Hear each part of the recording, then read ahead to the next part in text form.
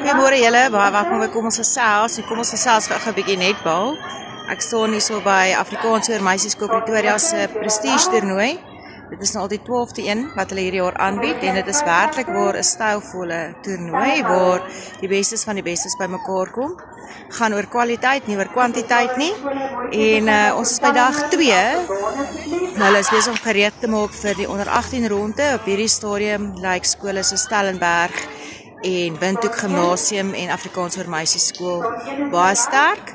Figart Park moet ons nie weggooi nie en ook Volksskool Potchefstroom en Volksskool Heidelberg is ook hard besig om aan die deur te klop om uiteindelik môre in die finaal te speel. So ek sal julle daarvan op hoogte hou.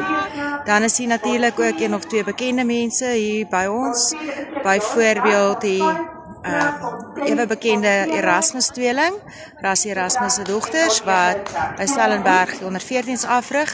Ons gaan kyk of ons later dalk 'n bietjie met hulle kan gesels, maar op hierdie stadium is dit netbal en ek hoop dit is 'n lekker dinsig waar jy ook al is.